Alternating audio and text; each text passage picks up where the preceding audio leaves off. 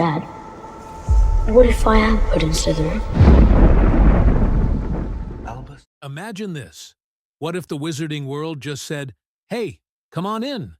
Wizards, witches, nomads, everyone's welcome." Like, no questions asked, just open doors everywhere. Sounds awesome, right? But let me tell you right now, that would be a disaster waiting to happen. The magical world is not like your average country where open borders could work. It's filled with secrets, dangers, and laws that make open borders almost impossible. So today, I'm counting down 10 reasons why open borders would never work in the Harry Potter world. Get ready, because this is going to be eye-opening. 10. The International Statute of Wizarding Secrecy is the backbone. The very foundation of the wizarding world's survival depends on the International Statute of Wizarding Secrecy, signed way back in 1692. This law basically forces all magical communities worldwide to hide from non-magical people, or muggles, or nomads, as Americans call them. If borders were wide open, that secrecy would vanish overnight. Imagine magical spells being cast in front of muggles every day. Chaos would follow, and magical society would be exposed. Wizards could lose their freedom, or worse, be hunted. JK Rowling made it clear that secrecy isn't just about hiding magic for fun, it's about protection.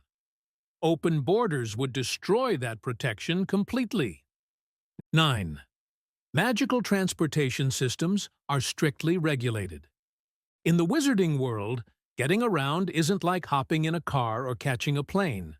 Wizards have magical ways to travel: port keys, broomsticks, the Flu Network, and even the Hogwarts Express. But these aren't just random or easy to use. They are tightly controlled because they can be dangerous or cause major disruptions if left unchecked. Take the Flu Network, for example. It connects fireplaces, so witches and wizards can travel instantly by stepping into one fireplace and popping out of another. But not just any fireplace is part of the network. It's limited to registered fireplaces monitored by the Ministry of Magic. This keeps track of who's moving where and prevents misuse. Port keys, which are ordinary objects enchanted to transport people to a set location, also require ministry approval and supervision to avoid accidents or illegal travel. If borders were open and travel points unregulated, anyone could jump on a port key or use the Flu Network without restrictions. This would be a huge security risk. 8. Magical law enforcement relies on borders. The Ministry of Magic's departments, like the Auror Office, rely heavily on borders to catch criminals. Dark wizards, like Voldemort and his Death Eaters, are constantly hunted across countries. Borders act like checkpoints for law enforcement to track movements and stop dangerous individuals. If borders were open, dark wizards could slip through easily, making crime waves unstoppable. Remember how the ministry struggled even with closed borders? Open borders would make magical law enforcement powerless and put everyone at risk. 7. Different wizarding governments have different laws.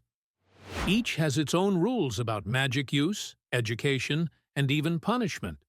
For example, using magic in public is a huge crime in the U.S. wizarding world, punished severely by MACUSA. Meanwhile, Hogwarts students in Britain sometimes sneak spells at home. Open borders would mix these laws, creating confusion and conflict. 6. Magical creatures and beasts are dangerous and need control. The Harry Potter universe is packed with magical creatures, from dragons and hippogriffs to werewolves and dementors. Many of these creatures are dangerous, and strict regulations exist for their handling and movement. For example, dragons are heavily controlled and cannot be transported freely across borders. The Ministry of Magic carefully monitors dangerous creatures to protect both wizards and muggles. Open borders would mean unchecked movement of these beasts, risking attacks and chaos. Remember Hagrid's care for creatures? Even he follows rules to keep everyone safe. Open borders would break that system wide open. 5. Magical education systems are protected by borders. Hogwarts is the most famous wizarding school, but it's just one part of the global magical education system. Other countries have their own schools with different traditions. Beauxbatons in France, Durmstrang in Northern Europe, and Ilvermorny in the U.S. borders help keep students safe and maintain cultural identity. If borders were open, schools would have no control over admissions or discipline. Students could come and go as they please, messing up the delicate balance of magical education. 4. The risk of dark magic. Spreading would skyrocket. Dark magic isn't just a story, it's a deadly threat. Wizards like Voldemort used dark spells that could kill, control minds, or cause destruction. Dark artifacts and curses are banned worldwide for a reason. Borders act like barriers to contain dark magic influences. When open borders happen, dark wizards can spread curses and dangerous spells anywhere. Think about the chaos during the First and Second Wizarding Wars. Open borders would let dark forces operate freely, making magical communities everywhere unsafe. The world learned this the hard way. Borders are necessary to fight dark magic. 3. Magical economies depend on controlled borders. Wizarding economies work differently from Muggle ones, but borders still matter a lot.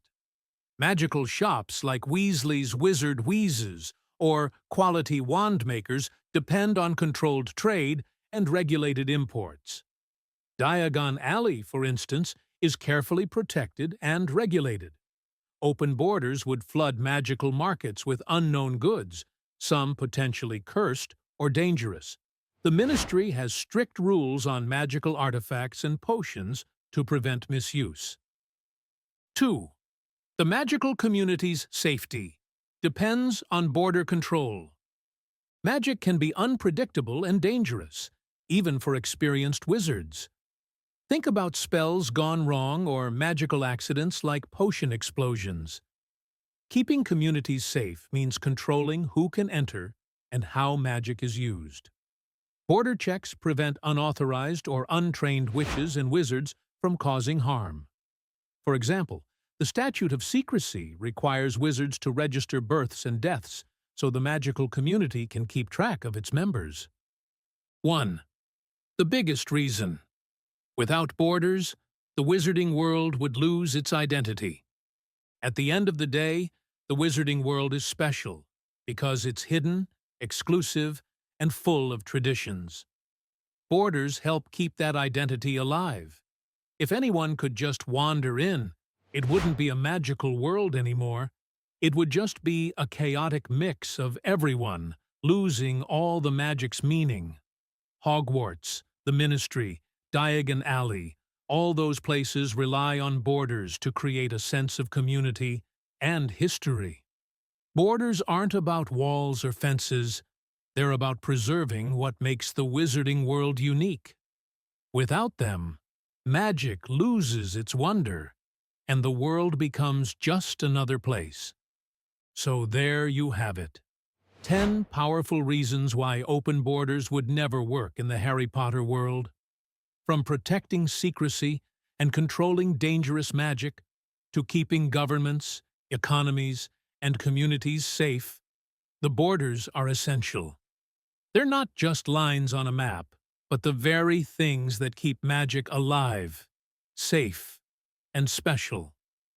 The wizarding world depends on control, because magic is powerful, unpredictable, and sometimes deadly.